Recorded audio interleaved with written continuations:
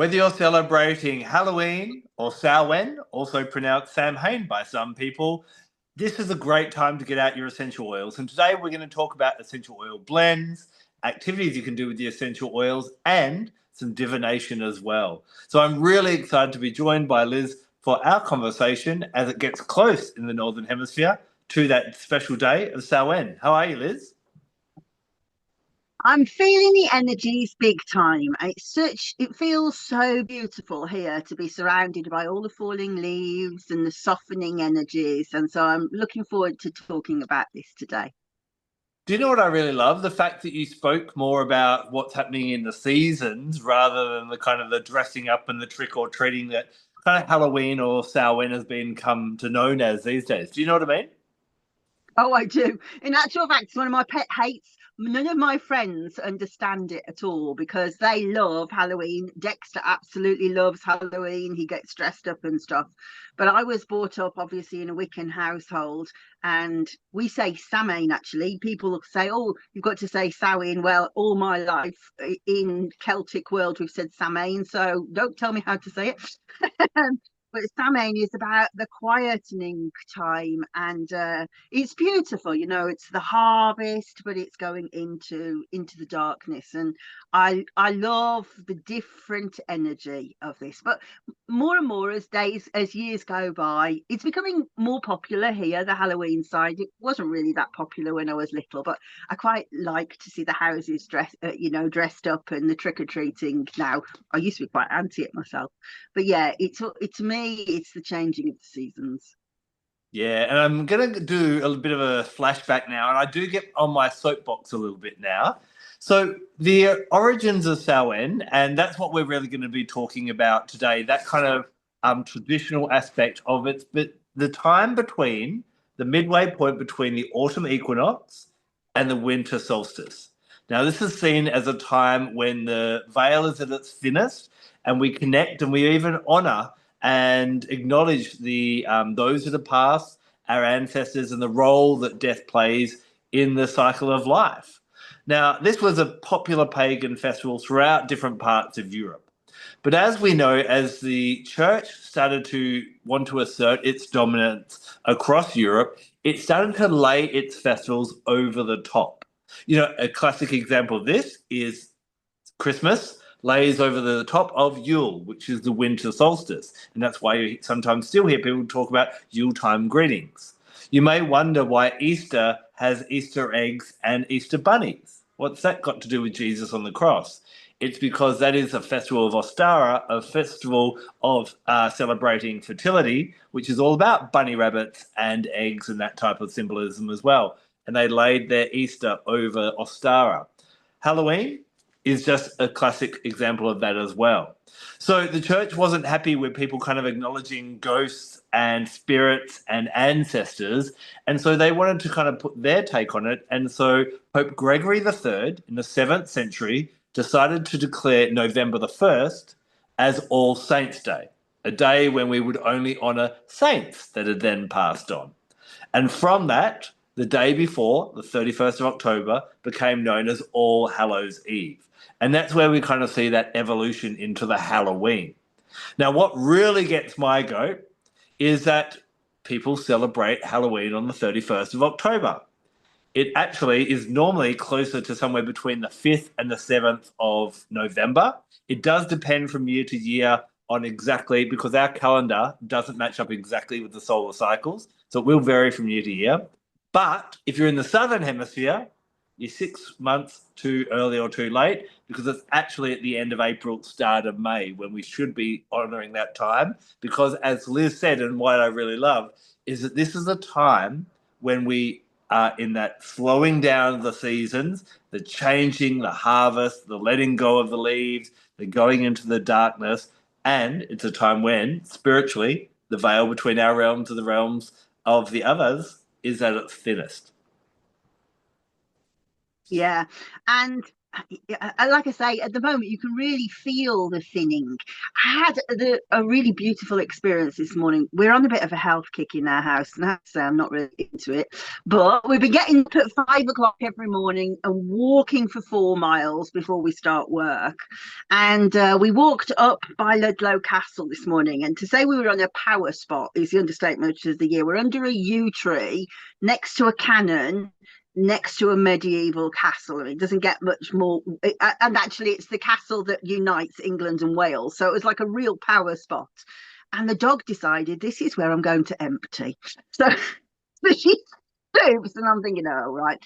And I'm still thinking about the work we're doing today, and suddenly I'm thinking, well, I would love just look at the feeling of the spirits come through, and this rush came of wind came round the corner just as we're standing there, and all, of course, the leaves are all crispy, so the whoosh, to annoy, I get covered in these brown leaves, and Daryl went, sometimes you're weird, and I was like, didn't happen to anybody else. I'm just standing and it's surrounded by these leaves. But it was really beautiful. It was like the spirits went, yeah, yeah. Very strange, yeah. I love that. I love that. So let's dive in a little bit to what essential oils we can use to kind of work with this kind of time of year. So some of my favorites, a lot of the time we may feel that connection to the spirit world. Now that may be, I think this is a great time to connect with those that have recently passed. It's a great time to connect with ancestors. It's also a great time to even connect with the angelic realms and, you know, star beings and anyone from any other realm as well. This is where I really love to lean into either heliochrysum or thyme. I've found they have got a tradition and can be really powerful in helping us with, I guess, what we'd call channeling or mediumship or that type of thing as well. So, diffusing these, I love to anoint. I love the fact that heliochrysum is so wonderful for the skin. So, if you're going to be doing any mediumship, just a drop of heliochrysum in with your moisturizer over the face, focus on that third eye, over the crown, and that can really help as well. And I'd probably diffuse a little bit of thyme. It seems that thyme is a really good oil for helping this transition over the veil. It's also really great for if someone has recently passed. It's traditionally been used as an oil of helping spirits to pass on, and I guess maybe for them to come back as well. So they're a couple of my favorites for this kind of connecting with the spiritual realms at this time. Yeah, I love that. And when I was doing the Melissa work, I thought very strongly about these plants that were used to escort the dead. And because the Melissae were the priestesses of Demeter and Persephone, and of course Persephone is the goddess of the underworld. And what I found was quite often you would have they're smelly herbs because bodies start to decompose, of course, but these are flowers that bees love. And when you've cut them, they stay really covered in pollen.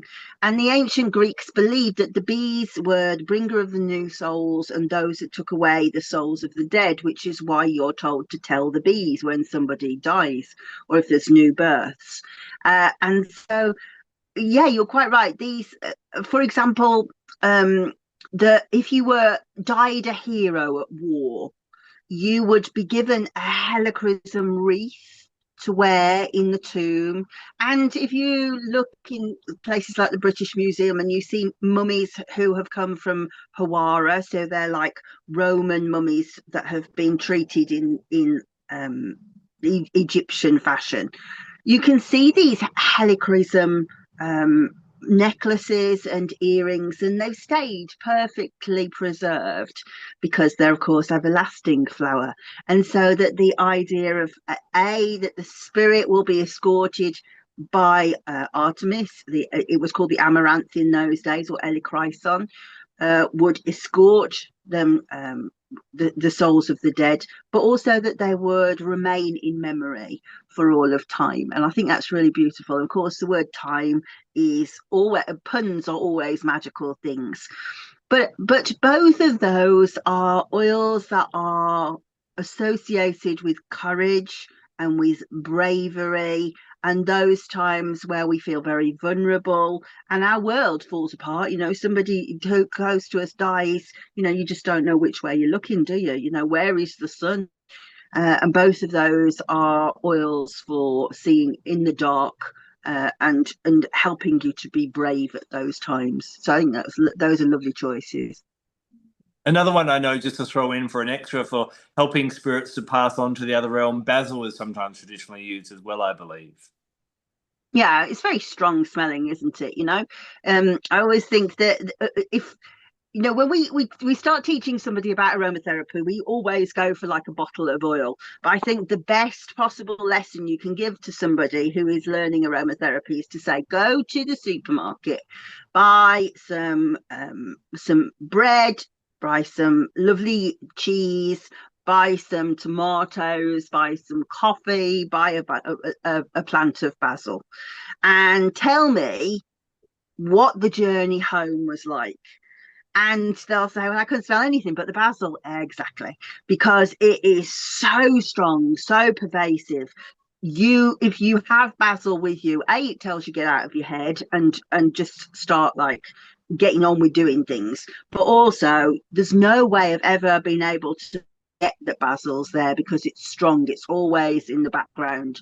And so this idea of having somebody with you in the darkness, which was, a big part of mummification, that the priest of Anubis would sigil with you for 70 days all the way through the journey to the afterlife. And so this idea that basil is very, very strong and always with you, but also there's lots of bad creatures that don't like it. So they say that even rue, which is a really poisonous plant, doesn't want to be close to basil, and that somehow scorpions are born from basil. And of course, it's called Ocimum basilicum, the basilisk, the king, but also the snake being. So it is always associated with really magical practices of seeing people go through dark places. Really interesting what you said about basil there. And what came to mind is, although Samhain is a time when we kind of honor and feel comfort, acknowledging that there are other realms and there may be spirits or ghosts around us and that type of thing, if someone wanted that protective energy, then, spritzing basil around may be a really good idea, because there are a lot of malevolent energies you just mentioned don't seem to like basil. So would it be a good protector, do you think? Yeah, it's definitely, yeah, and it really fortifies the energy fields. So not particularly the outer ones, but particularly the second and etheric body, so the body of will and the mental body. So therefore, if somebody's died, you kind of can't think straight. You can think more clearly. There's a very old story, and I really should have looked it up properly. But there is a tale that says that they found the cross of Christ years and years and years later, maybe 15th century. Like I say, I need to look it up properly to get it. But legend has it that when they found it, it was growing surrounded by basil. And there is an actual festival in the Catholic calendar where they put bunches of basil on the altar to celebrate the fact that they found Christ's cross, but I can't remember exactly what it is. It's around September time sometime. But yeah, that they found, it's called the True Cross, and the Festival of the True Cross. And yeah, that somehow it had been protected through all of this time on the ground, and I wonder how it was protected. There was a magical plant surrounding it, and even the Catholic Church, as I say, celebrate the basil for that now. That gives me a whole new appreciation for how powerful basil is as a protector on that spiritual realm, for sure. Now, I think you're the blend master, or the blend mistress, or whatever we want to give you the crown of. I believe you made a bit of a blend that works really well for this kind of mediumship aspect. Yeah, so actually, if you look at sort of ancient Egyptian ways, they would say the mistress of the oils is, or you are mistress of myrrh. So that's not the blend master, I will be mistress of oils. So what did you say? Seeing the clairvoyant side. Yeah, Yeah. so I called it through the veil.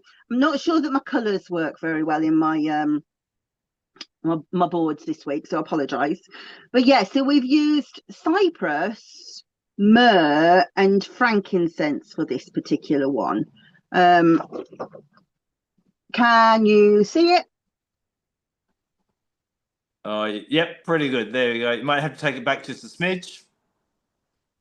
There we go. Okay. Yeah, hopefully people can screenshot that Yeah, and save it later. But talk us through it. yeah. Okay, so you could use it as an anointing oil, which I'll talk about in a moment.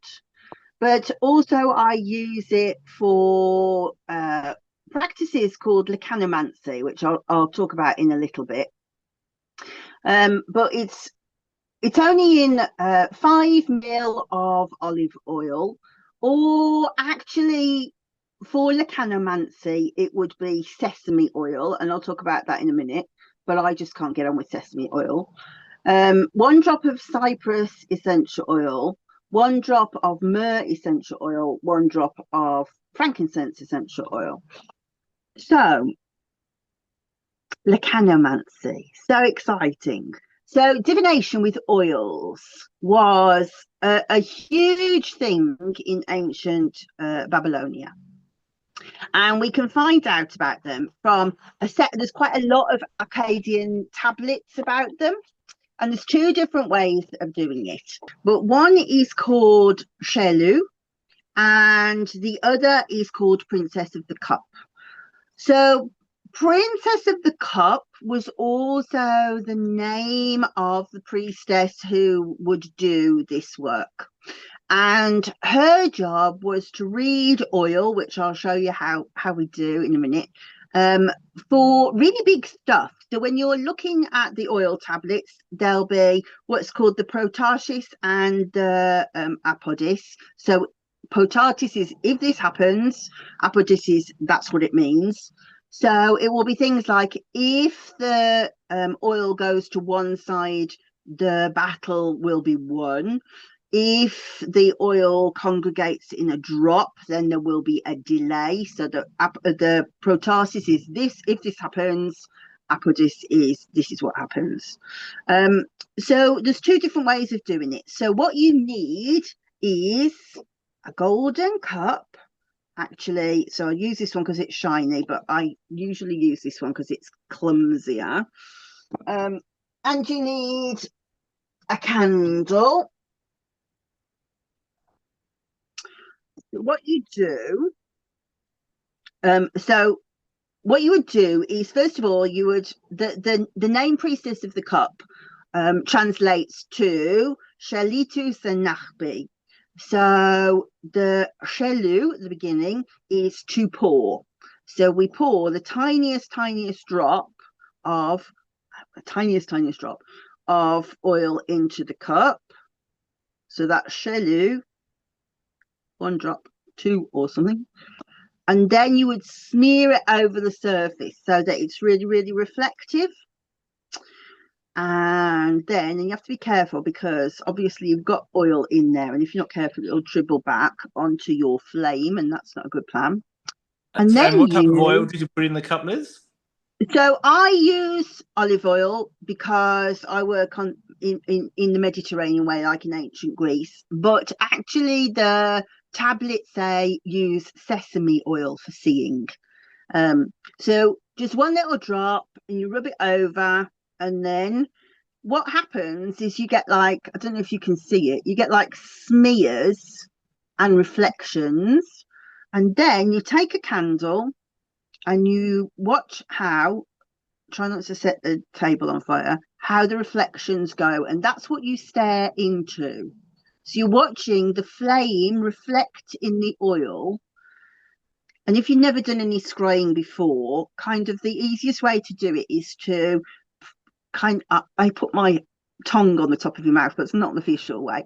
But it helps me to visualize, right? The attention is going up to the third eye, and then you look down your nose. So you're looking through those two eyes and that eye, but you're looking, so that's your middle point. You're looking right past it. So not into there, you're looking right past it. So it's a bit like, do you remember in the 1990s there was those 3D pictures that you had to like stare at, and then you had to kind of relax your eyes, and then suddenly, whoa, there's like a flower appears in them. They come out of the page.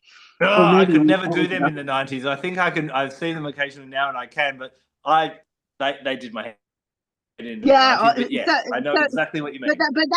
that idea of kind of like you're staring and you can't see and it's definitely not there, and then suddenly your eyes relax into looking into middle space and you can see it. That is how you scry as well. So you would stare into your little golden cup. But obviously we are anointing with it as well, because we're using the oil, but we want to use it on us to be able to transmit that energy. And incidentally, I'm not going to do it big time in this video because it'll get too long. But I am publishing one on spiritual essential oils, a focus on frankincense, on my channel this week. And I actually show you how to charge the oil and to take it into sacred space. So that might be interesting. But so in terms of anointing, then you anoint 3 places. So you can either do like a circular on your third eye, but as Melissa, we always do a figure of 8 because that's the waggle dance of the bee, and they use it to tell you where the good stuff is.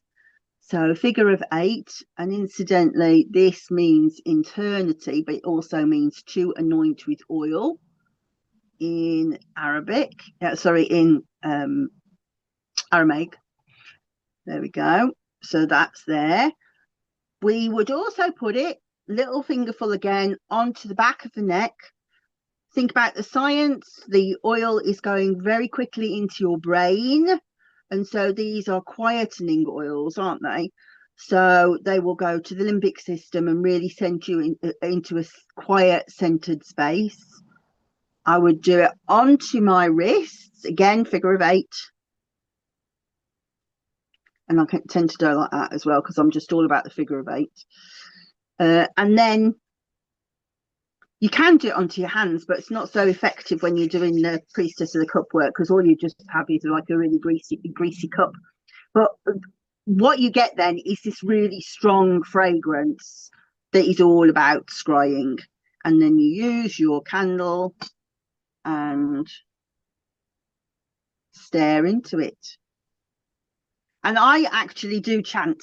So I find it easier to say that rather than just staring, because chanting takes you into another space. I chant the name of the priestess. So I say Shalito, Suanakbi, Shalito, Shanakbi, Salito, Shanakbi. And then as you do it, you tend to kind of take yourself into a place where you suddenly go, okay, suddenly she's talking to me. So that would be the canomancy. So there is another way of doing it, which I find is really difficult to do. But what you do is I'm going to do it in this cup because it's easier. Gosh, it's cold. So you would take some water. You put the smallest amount of water onto the bottom so that you get like rivulets of water. So only really small amounts, don't know if you can see them moving. And then you take your oil and you pour it onto the water.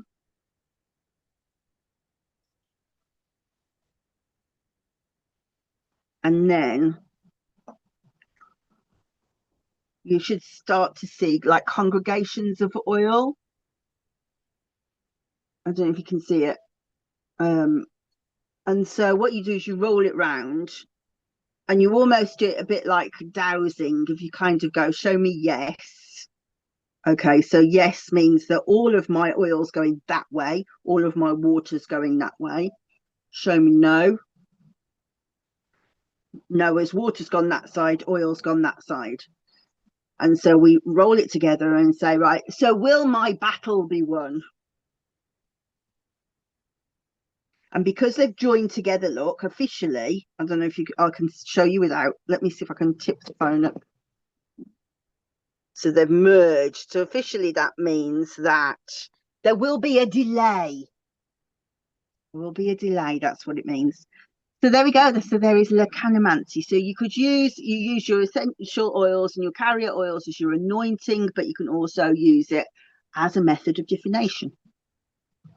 So just to be clear, with both the adding the oil to the cup and to the bowl, like you just showed us with the water there, would you just use pure olive oil, or would you put oils like frankincense and myrrh in that olive oil and mix it all together, then do the divination with them, or I just use the do. I essential oils use. for divination Yeah, for the I anointing? tend. Yeah, so officially, the official way would be you would just use oil and water, no essential oils. But I like the fact that we are using the same blend right the way through. So you're using it on yourself and the divination. And perhaps also another good trick is to just like put a couple of drops of the blend into the wax of the candle, not on the wick because it burns. But then so that acts like a diffuser. So you suddenly become surrounded by this really heady divination scent. Mm. Interesting that you talked about frankincense and myrrh. For me, I've found them along with angelica root can be really beautiful oils. You know, we find ourselves in situations throughout our lives where and maybe as magical people, it comes up more often, where we are helping someone to pass, where we're just keeping them company, offering them, support in their final days. I know with both my father and three of my four grandparents, I feel like I've kind of had to chat with them, not necessarily when they've been 100% conscious, to kind of go, it's okay. It's okay to go now. You don't have to stick around. We're all going to be okay. You don't need to be scared. All those types of things. And it seemed within, sometimes minutes or that night, then they pass. And it seemed like they're clinging on in that kind of numb state beforehand. Lots of people I know, and I know there are different traditions that will lean into either frankincense or myrrh or a combination of the two. Others might opt for an angelica root. We know physically how supportive they are and emotionally how supportive they are, but I find spiritually they're really great for, just giving a hand massage or just diffusing in the room for really helping someone to pass on. So I love them for that reason as well. So I think from a theoretical point of view, they're absolutely bang on. It For me, it would be myrrh, but the more sort of myrophores that I speak to, people who are involved in death rituals day to day, they'll say most people would rather not have any smell, that they just want to be very, very gentle. And I think that most of the people who are doing that kind of work would not even touch the person with oils, more that they would have it on their hands and purely stroke it through their aura across their etheric bodies. But everybody's different, right? So, some people might take real comfort from having a massage, but I think at the end all they want is just quietness and gentleness and nothing to disturb their etheric field. And so then the psychopomp role becomes about actually meditating and holding vigil for the soul as it passes, and of course being a comfort to the families who are left behind as well.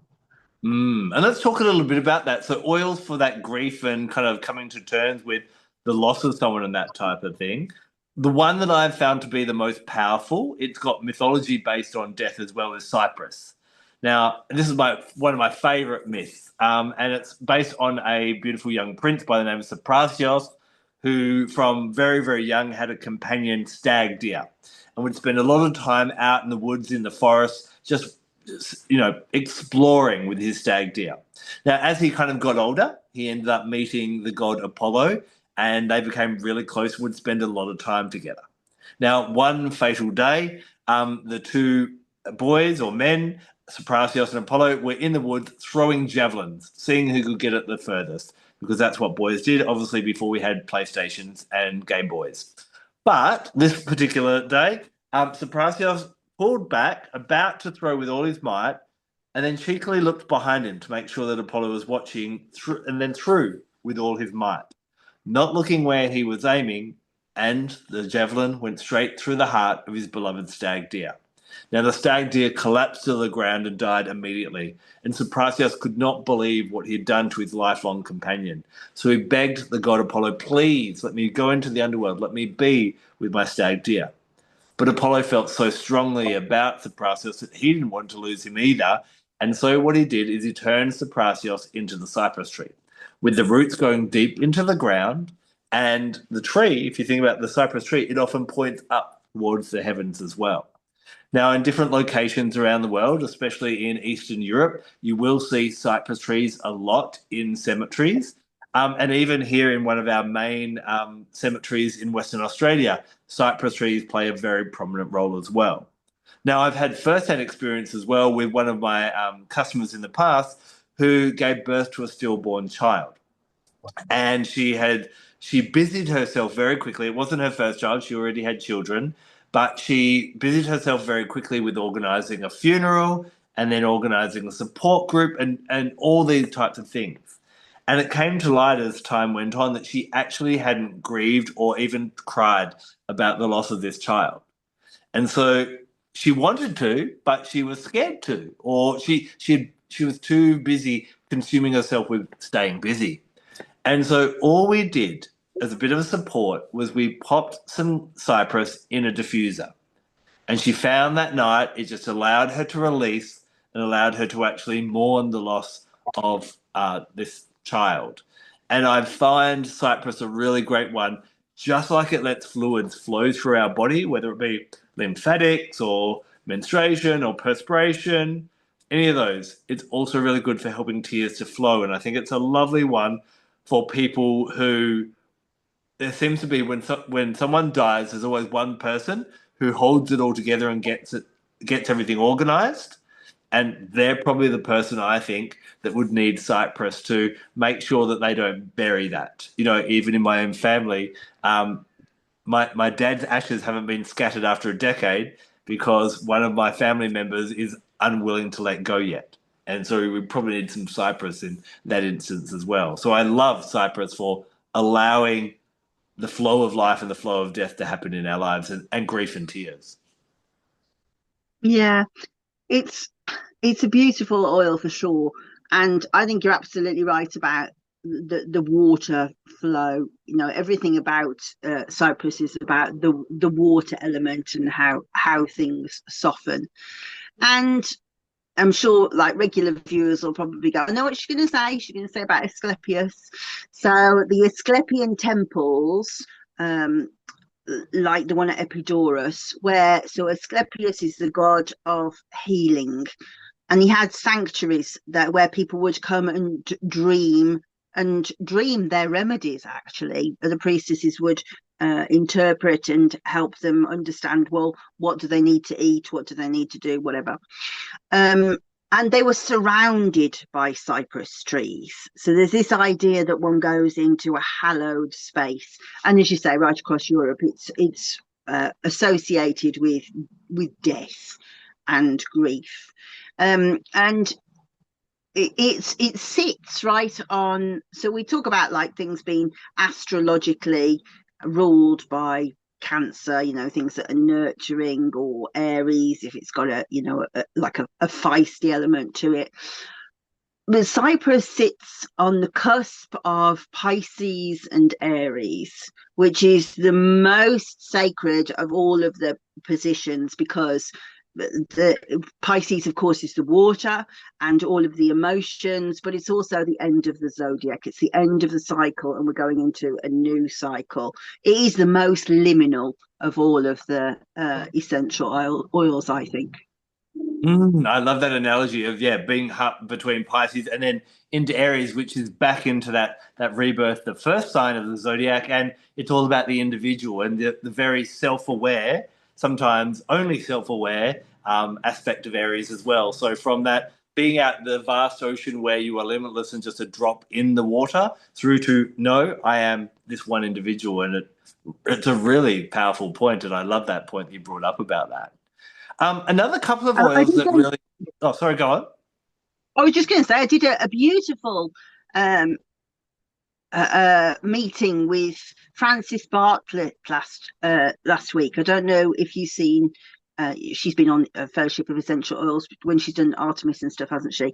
And each month she does a deep olfaction with an oil that they distill there. And we did Cypress this week, and it was fascinating how all of us, you don't talk about the like any of the logical stuff until afterwards, and everybody in their meditation, regardless if they knew anything about the oil or not, saw some degree of water in there, which I thought was fascinating. And it was Francis that reminded me about the Pisces Aries cusp. I thought it was lovely. And interestingly, just as I said it, a text came through on the screen just from her as well. So talk about being connected. Wow, wow. Now, another couple of oils for grief, and one I'd really love to kind of lean into you for a bit of an explanation on it, because it's not an oil that I'm as experienced with. One oil that can also help with grief, oregano, has traditionally been used. But the one I wanted to ask you more so about was violet leaf. And especially when there is a sudden death, or it feels like someone has gone too quickly or gone too young, that kind of shocking death. Violet leaf is sometimes recommended. Can you expand on that or see why that would work with that energy, do you think?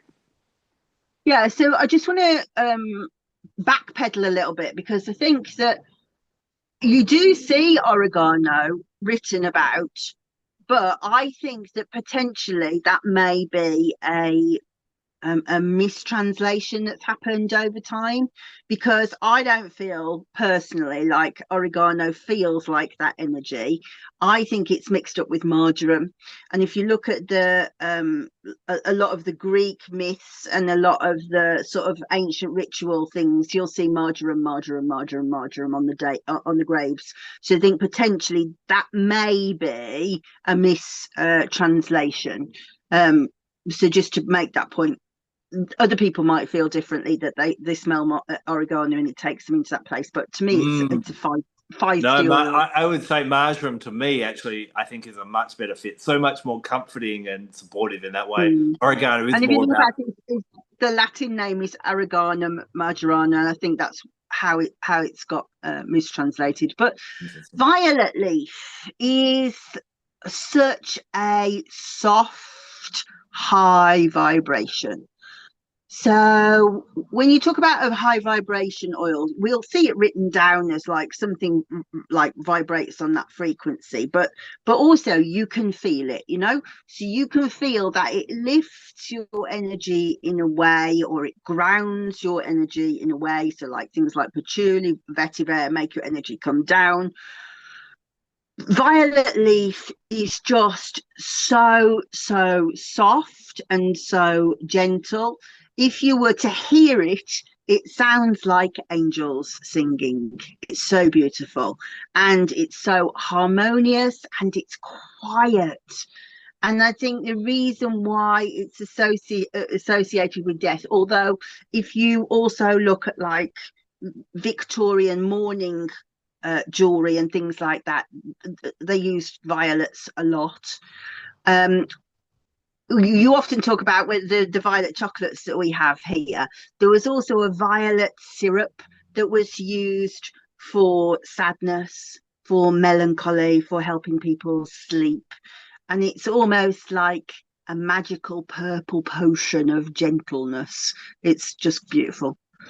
It's almost like sending a kitten or a puppy dog into the room of someone who's having a really harsh time. Would you agree? Um, That little ray of hope or that little glimmer of like, you know, we've got you. I think well, I would say even the puppy and the cat would still be quite intrusive to the energy. I think probably a better analogy might be that you're sitting in a room and suddenly the sun comes round and the room is illuminated and it's warm and it's just got a different glow. To me, that is what violet leaf's like. Mm. One of the other things I really love about Samhain, apart from that connection with our ancestry and the spiritual realms as well, is simply the acknowledgement of death and that it's the only inevitable surety that we have in this life. it's really interesting when you kind of journey around the different cultures around the world, and very much so, especially in many of the Western countries. I know I've always felt kind of shortchanged, for want of a better term. When you go to a funeral, it's very can sometimes be quite sterile. It takes 20 to 30 minutes, and it's done. And you're like, is that all we have for the person and the significance that they made? And there are traditions that I'm not so familiar with, that I know, that have 7-day rituals, 30-day rituals, 40-day rituals, 1 year rituals, where it's really about going through that. But I think Samhain is a time for us to just kind of accept the fact that death exists, and to, I don't know if celebrate's the right word, but at least honor it. Does that make sense? It does completely. The whole idea of the ritual from a magical practice point of view is understanding that everything dies, but like the tree, the deciduous tree will lose its leaves. And actually, we should point out that we talk about Cypress. Its Latin name actually portrays the idea that it won't lose its leaves. Semper virens, always living. And so this idea that things will go on. So even if they are dying, things will go on. And that is part of the reason why Christianity didn't want the Samhain traditions, because they say, well, no, it doesn't. There's no rebirth. You just go to heaven. That's it. It's gone there. Or actually, you go to purgatory, was what they wanted to tell you for a long time. But in the pagan tradition, when we're talking about Samhain, there's an understanding that everything is a cycle, all of the time a cycle, and that death has its place. And so if you're doing it in sort of spiritual practice outside of death, we can say yes, but also other things need to die. So that, there will be certain outdated scripts or relationships that have gone sour and that we want to let go of. And this idea that actually, so this is probably one of the most powerful rituals that I was taught while I was doing my Melissa Priestess training. I had a situation where I fell out with a friend, and it was a very dear friend, and I was unbelievably angry, like I'm known for anger anyway, but this was like off the charts angry. And I was like, and so everybody was just like, you just need to let this go. Well, no, I can't, because it's going round and round and round in my head, and I'm so angry, and every time I think about it I get more angry again. And we did this ritual at my bond, so slightly before, so autumn equinox, but the same still applies, because I was doing it for weeks and weeks and weeks. That the relationship became a leaf on the tree, and purely each day I would meditate on this leaf until eventually it just dropped. And when it dropped, the anger had gone. And I was like, that's so powerful to me, because I've always been like, I either have to say something, we have to have this argument, or I just don't talk to them at all. But to learn this new way of nature just goes, when it's ready, it will drop. And it did. Within hours, I was like, it's gone. It's gone. The rage has gone. And so that was really helpful to me. And so I put that into a blend for people called Falling Leaves Let It Go. Can you see? Yep. So I've put this in an aroma pendant, and I have diluted it a little bit, because I know that people have like lava balls and stuff which rest on your skin. But if you're just doing drops, you wouldn't necessarily have to dilute it. But I've diluted it into 20 drops of olive carrier oil. I've used 1 drop of sandalwood, 2 drops of lavender, and 1 drop of rose. And obviously, because we're using rose, we would say we wouldn't really want to use this in the first 37 weeks of pregnancy. I would say not in pregnancy at all, actually. You would want to take the rose out and use something a bit gentler, I think. But all I was doing was wearing it round my neck every day. But also, it's quite powerful when if you're doing sort of rituals at Samhain to create a situation where you bring it into the physical world. So what I tend to do is to my mucky book. There's candle wax, there's sketching, there's all sorts of. Write down my intention. So let's just do. I want to let it go, but we wouldn't write it. We would write exactly what we want to let go onto a paper like that, very simply. And then we would go and say, right, okay, I'm going to take out every letter that appears more than once. So, for example, T appears 3 times. So we'll cross that out. We're not using that any longer. So I doesn't is in it. O appears twice. There's another T. Okay, so what I'm left with is the letters W, A, N, L, G, like that. And then what you do is you make that into a pattern somehow, and we call that a sigil. So I'm not going to do a super good one, but I'll just make it easy for speed. So there's the W, there's the A, there's the N, there's the L, G, but you would do it more carefully than that. But then that becomes your sigil. And then there's 3 stages to that. So first of all, we would take a piece of paper and we would fold it up and we would anoint it with our oil. So remembering what the oil is, we would put a little bit of that on there, fold it up, put it under our pillow. I do it for 2 days. It's supposed to be 1 day, but I do it for 2 days. Then when we've done that, we're going to take it to stage 2 because we really want to let go of XYZ. We're going to burn it. So we would burn that and we would catch all of our ashes. And then stage 3, we will bury the ashes. So basically what we've done is we've let it go as quickly as we can do. So we've let it go out of our mind, we've burnt it out of the physical body, and then we've sent it to the earth. So we can use our oil to do our anointing and move us into that sort of space. We can use it on our aroma pendant, but we would also use it to consecrate each part of the ritual to say, right, this is what no longer serves me, it's time, and commit it away that way.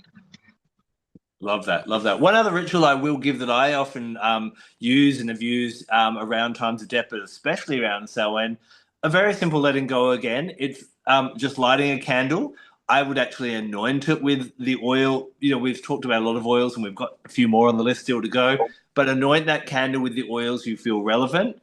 Just sit before that candle, wherever that may be, and just kind of take some time. This is more about letting go of someone who's passed, a human, or it could even be a pet. This can be really powerful for as well.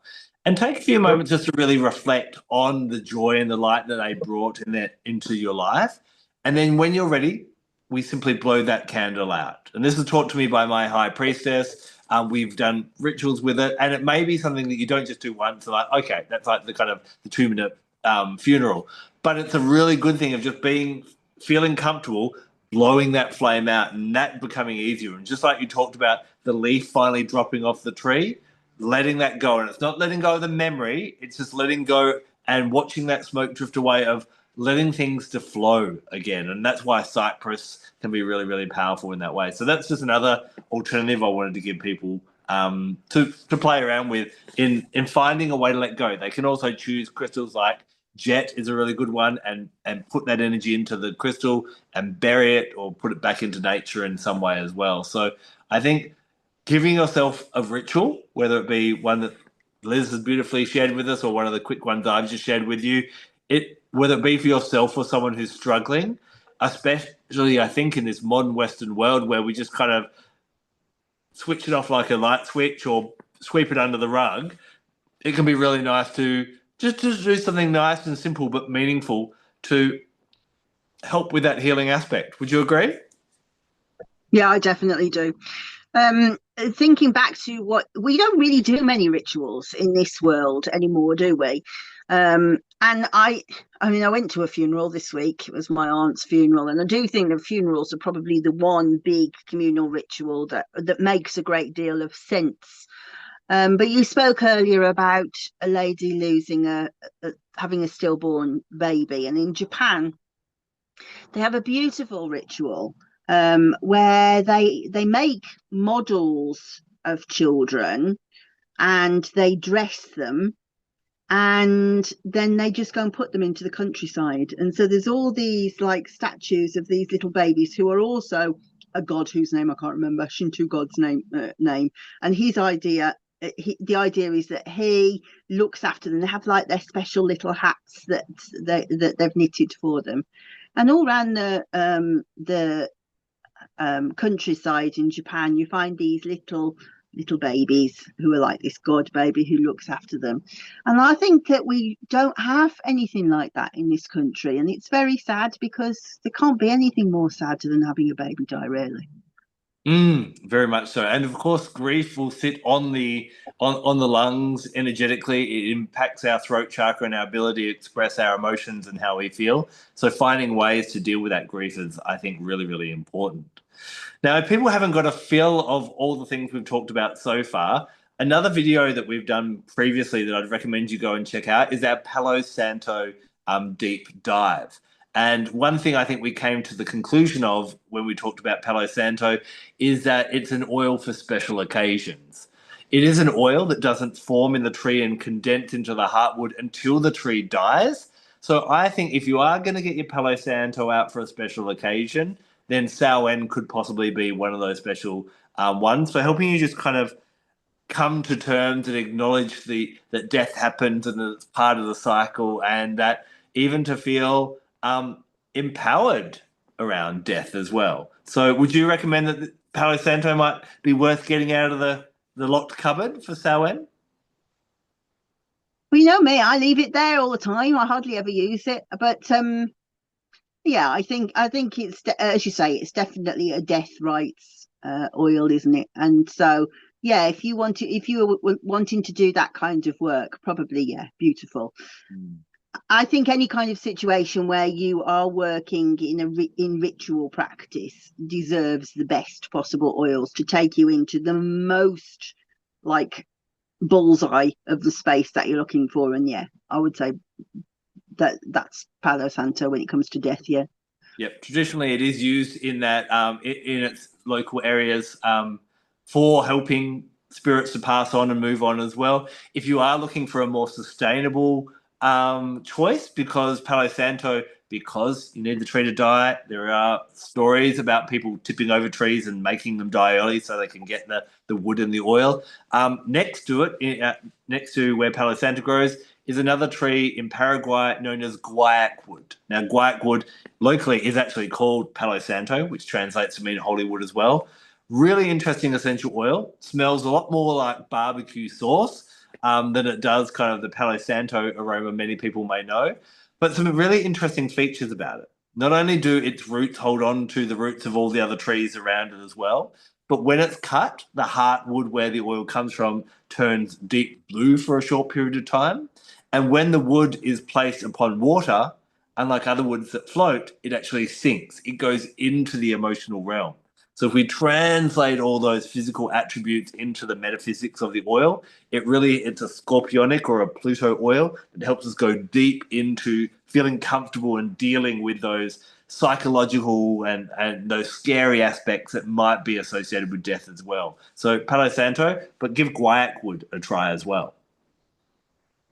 So I didn't know any of that about Guaiac, and it is on my list of things to really research deeply. So perhaps we should put it on our list of oils to do soon, I think. I think so as well. A few others, I think, around this idea of death as well. White cypress wood. Now, white cypress is an Australian native cypress. The wood oil, I think, is really good for anyone who's scared to face their own death. So this might be things like, they're not willing to go to the doctor to find out what the cause of, some symptoms are. People not willing to deal with their estate or their will, or anyone who just kind of wants to ignore death. That white cypress wood helps us feel comfortable with that. On the other side of it, dill has a reputation for being really good for anyone who is obsessed with death, whether it be their own death or other people's deaths as well. And then spikenard is really good for supporting people who have a fear of dying for whatever reason. So if there's any psychological aspects, white cypress wood, dill, or spikenard could be really powerful as well. White cypress, Latin name? Whoa, I can't tell you off the top of my head. I might have to put that in the show notes. Yeah, so it's not the same as normal cypress, though, is it? No, this is a purely native Australian. I don't actually even know if it's a true cypress. It's kind of like the Japanese cypresses we've talked about in past episodes. We have some amazing cypresses here in Australia. Blue cypress, which actually produces from its heartwood a blue oil, which is really quite amazing. White cypress oil, it offers a leaf oil and a wood oil. We have emerald cypress, but off the top of my head, I know their Latin names aren't the traditional cypresses, but they are referred to as cypresses. So we'll put that in. We'll put that into the description. Yes, we'll make sure we do that. So if anyone wants to check that all out. Yeah, I mean, we talk about spikenard. I mean, we're talking about really sacred oils now, of course, and it seems likely that is the oil that Mary Magdalene or Mary of Bethany anointed Jesus's feet with. That's really quite powerful when you think about that the story suggests that maybe she knew something was coming and she was preparing him for it. So that's very deep. Dill is fascinating. I had to write a book before I was even writing my own books. I was ghost writing books for other people. Unfortunately, don't ask me who they are because I'm not allowed to reveal that. But there was even before there was The Secret Healer, the book was called The Healer, and she would go through past life doors and meet different people and different powerful historical women in history, and she would help them with their challenge with an oil. And I can remember that the meditation that came through for dill was Joan of Arc. Now, Joan of Arc, of course, was a martyr, and she was determined she was going to die. So it's fascinating that you've come up with the same thing. I got impatient about the white cypress while you're talking about spikenard there. Its Latin name is Calitris glaucophilia. I will have to write. It sounds like some kind of crime where you even said that. We will put it in the show notes beneath in the description as well, so people can look it up. It's an amazing essential oil, especially the leaf oil. Smells really beautiful. But I thought, that's not going to shed any more light on it for you, I believe. Now, I believe you had a final blend that you wanted to share with us. If you say so. I don't know where I put it, though. 1 second. What have I got here? Oh, underneath my pad. So we have got Time to Say Goodbye. I haven't done this one, have I? Have I done that one? No, you have not. Okay. So this is for saying goodbye to people who have died, but also if we feel like, boyfriend's left and our heart's breaking, divorce, all of that stuff, and we just can't let go. This is a lovely, lovely blend. I got thrown by seeing Sweet Basil because I thought, well, we've talked about basil. But yes, we have. So again, this is an aroma pendant. I'm deeply, deeply, deeply into the effects of inhalation oils these days. So we're going to go 20 drops of olive oil. Again, just because I like olive, you can use any carrier oil. And likewise, if you want to, you don't really need to use a carrier for an aroma pendant, but just in case you've got lava balls and it's against the skin. We're going to go 1 drop of rose because, of course, that is the most fantastic oil for grief, but for brokenheartedness generally. 1 drop of sweet basil. Like I say, being able to see in the dark, really, being able to see the light from the dark times, and 1 drop of thyme. And again, we talked about that earlier, really feeling brave enough to be able to do it. Maximum dilution on all of them are straightforward. So what have I put? So wear as an aroma pendant or add to a sniffy stick, not suitable for use in the first 37 weeks of pregnancy. And just think, just being able to breathe those brave oils, feeling strong enough, get out of your head, feel it in your heart, allow it to pour from your heart. Very, very beautiful medicine. I love that.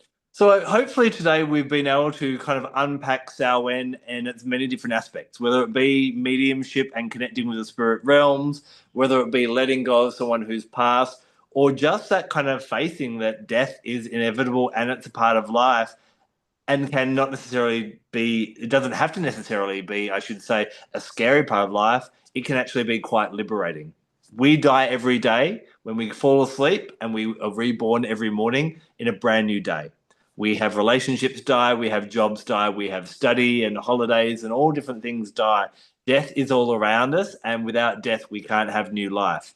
Otherwise, we'd still be at school with the same love of our life, still earning a pittance with our first job. So we must embrace death, and Samhain is a really great time to do that on that basic level, but also on that spiritual level as well. We'll be back next week to dive into another amazing aspect of how you can use essential oils in these spiritual realms. But until then, take care of yourself and your loved ones, and blessed be. We'll queue up the Palo Santo video for you so you can explore that more deeply, and we'll see you soon.